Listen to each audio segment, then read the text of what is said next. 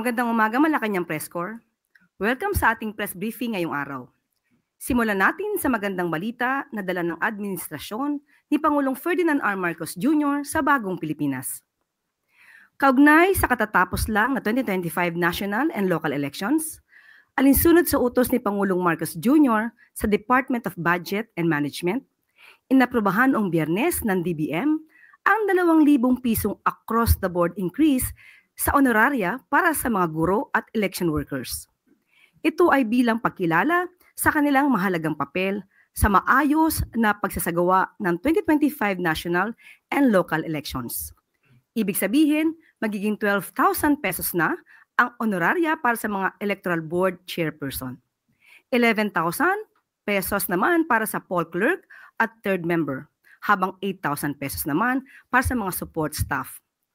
Sa ilalim ng 2025 General Appropriations Act, nakalaan ang 7.4 billion pesos na pondo para sa higit 758,000 poll workers sa bansa.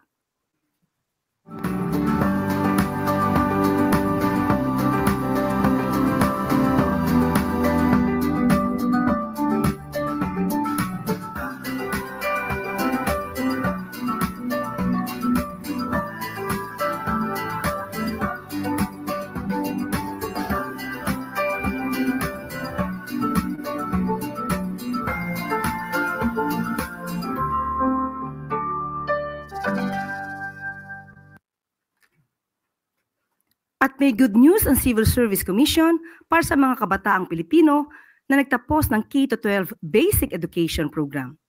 Sa ilalim ng CSC Resolution 2500229, maaari nang ma-qualify ang first-level government positions ang mga nagtapos ng grade 10 at grade 12 sa ilalim ng K-12 curriculum. In-update ng CSC ang dating requirements para sa mga posisyong clerical, custodial, at iba pang sub-professional roles sa gobyerno.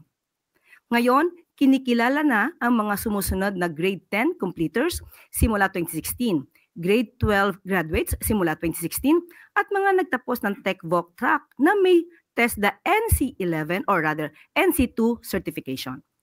Layunin ng pagbabagong ito na bigyan daan ang mas maraming kabataan na makapasok sa serbisyo publiko bilang tugon sa reforma ng K-12. Paalala ng CSC, bukod sa educational requirement, kailangan pa ring tugunan ng mga aplikante ang iba pang requirements gaya ng mga relevant training, experience, at civil service eligibility. Panoorin po natin ito.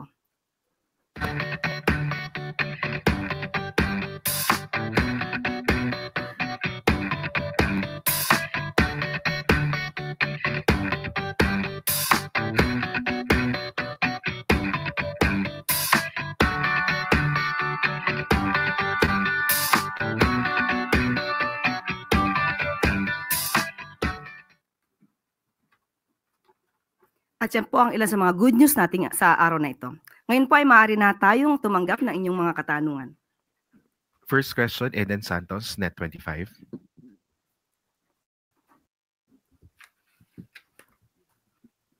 Good morning po, Yusek.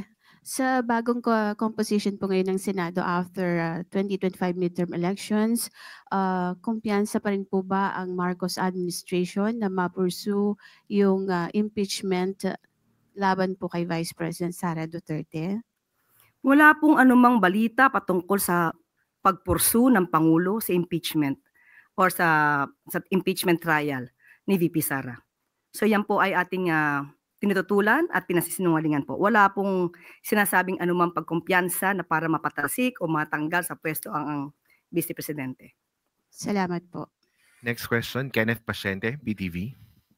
Hi, ma'am. Good morning po. Ma'am, with 6 administration-backed candidates in the Magic 12, how do you think this would help advance the President's legislative priorities po? Thank you. Ngayon po, na naboto na po ang mga susunod na mga leaders natin, umaasa ang Pangulo na ang bawat isa, ang lahat sa kanila, na binoto ng sambayanan, ay tutugon sa pangangailangan ng taong bayan. Ang trabaho po nila ay para sa bayan, para sa taong bayan, hindi para sa ilang interes.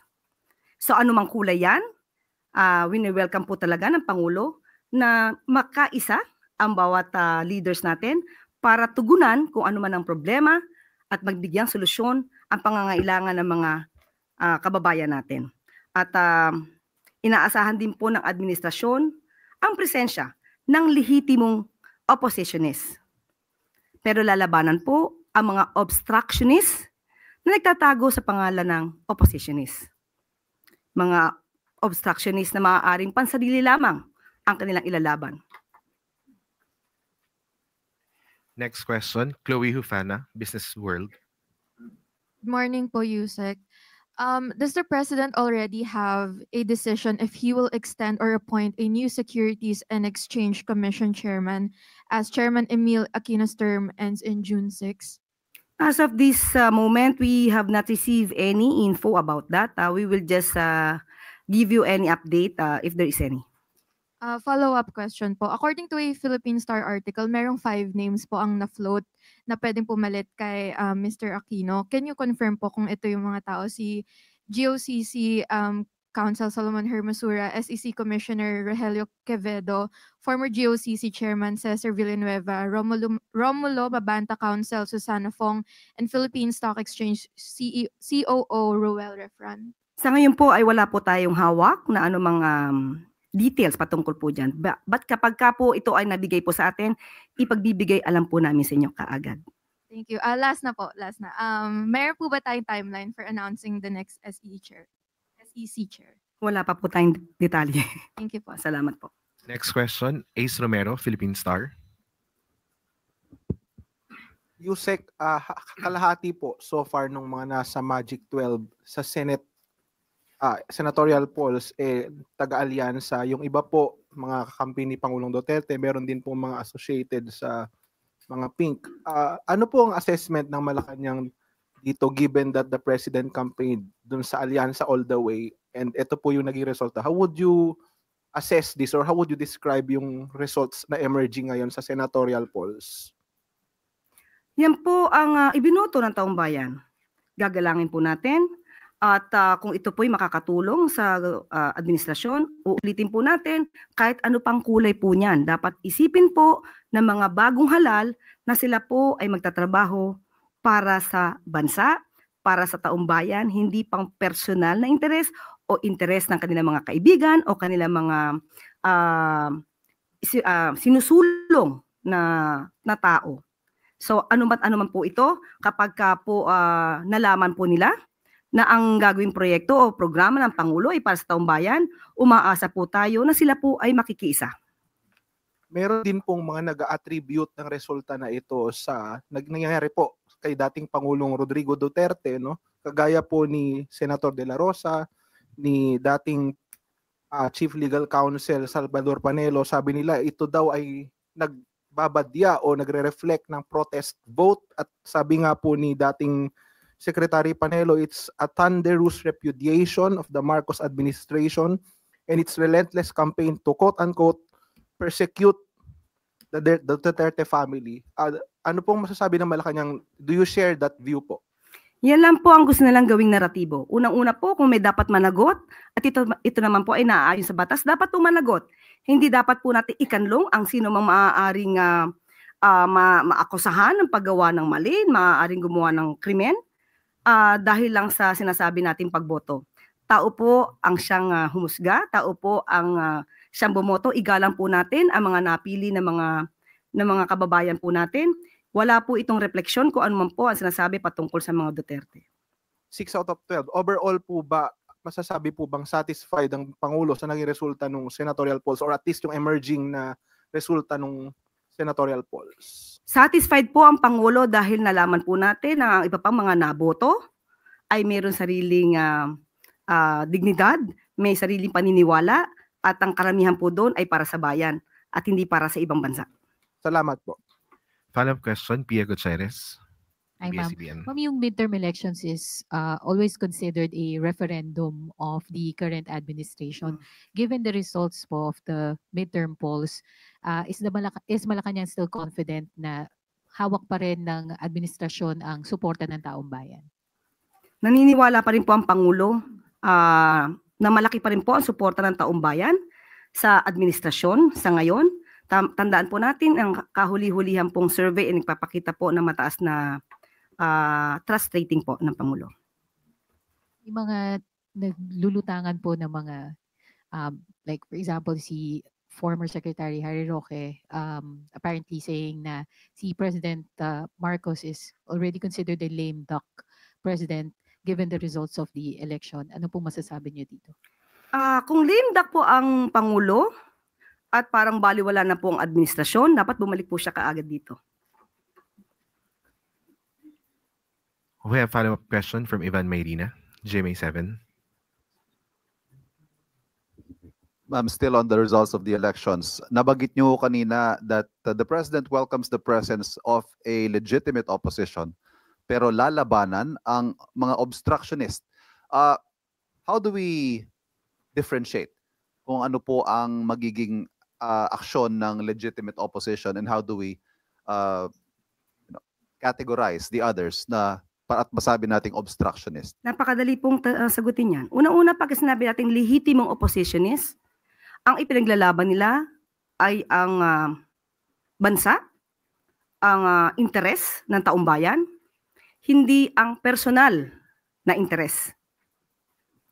Obstructionist, walang gagawin, kundi manira, walang makikitang maganda sa ginagawa ng gobyerno, at ang sariling interes lamang ang gustong palagawin. But is it that a thin line, itong distinction po na ito? Hindi ko masasabing thin line lang yon. Makikita ang diferensya. Dahil kung ang paglalaban lamang nila ay yung kanilang sarili, hindi para sa taong bayan, obstructionist sila. At nung sinabi ho ninyong lalabanan, how exactly are you going to do that? Kung gagawa man sila ng fake news, kung ano-ano mang mga balita o ano-ano mang mga statement na maaari makasira sa gobyerno ng walang basihan, ito po ay ating tutugunan kagad. Thank you. Next question, Bettina Unite, Manila Bulletin. Good morning, Yusek. Regarding po naman sa incident, sa sand dumping incident po sa West Philippine Sea, ano po yung mga specific environmental regulations or laws that were potentially violated in the sand dumping incident? And ano-ano po yung mga agencies po na responsible for enforcing these regulations? And also, can the palace provide po yung details on the scope and timeline po of the thorough investigation na pinautos po ni Presidente? Okay, sabi nga po natin, ito po ngayon ay may ongoing investigation.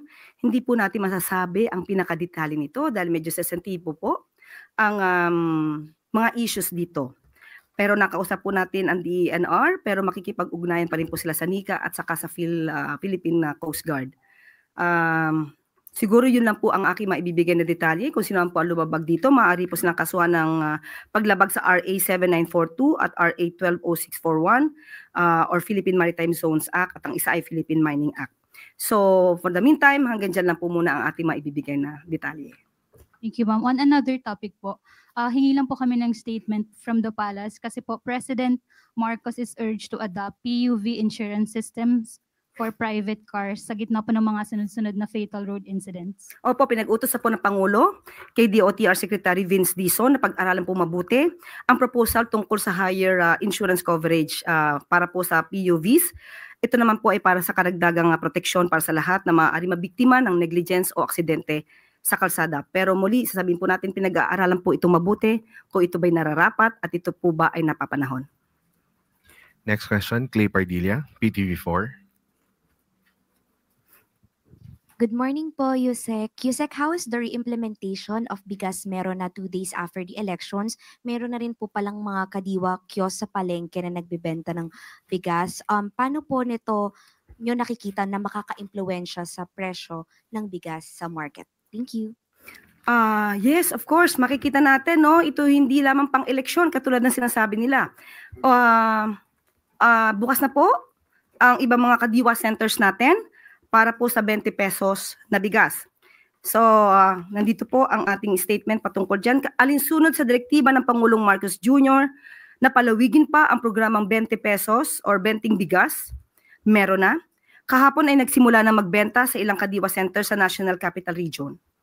Available ang 20 pesos na bigas sa mga kadiwa center sa DA Central Office, Levittown at sa Barangay San Antonio sa Parañaque. AMVA MPC Housing sa Valenzuela, Kadiwa Center at Bureau of Plant Industry Gym sa Maynila. Sa Malabon, available na rin po sa Kadiwa Center sa PFCC at PNP SPD sa Taguig. Mayroon din sa Kalentong sa Mandaluyong, Public Market sa Pasay City, Agora Market at sa City Hall ng Navotas. Bukas ay magsisimula na rin magkaroon ng 20 pesos na bigas sa 32 Kadiwa Center sa Bulacan, Cavite, Laguna, Mindoro at Rizal. So, tingin po natin dahil bumababa po at nabibigyan po natin ng pagkakataon ng ating mga kababayan na makabili ng 20 pesos na kada kilo na bigas. Ang market po nito ay maaari ma-impluwensyahan. We hope na kahit sa market po ay maibaba nila ang presyo ng bigas nang hindi naman po din naaapektuhan ng ating mga magsasaka. Yusek, follow-up question from Leth. Yusek, good morning po. Sa Visayas, so particular sa Cebu, hindi po ba tayo nakakakita ng magiging problema dahil binanggit po na ang Cebu ay supportive yung mga LGU dito sa 20 pesos. Pero si Governor Gwen po hindi pinala ditong nakaraan. Hindi po natin nakikita na ito'y makakaapekto dahil tandaan natin ang serbisyo naman po, sino man po ang nakaluklok dyan ay para sa taong bayan.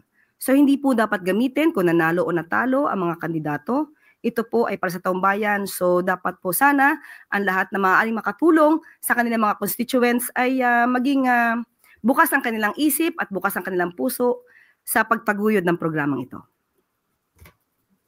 Si Claire. Okay, at huwag po nating kalimutan ang mga programa ng Pangulo na bukas centers. Tandaan po natin, may 51 na po na bukas centers, libreng laboratory services, pati po ibang mga operasyon katulad ng katarata.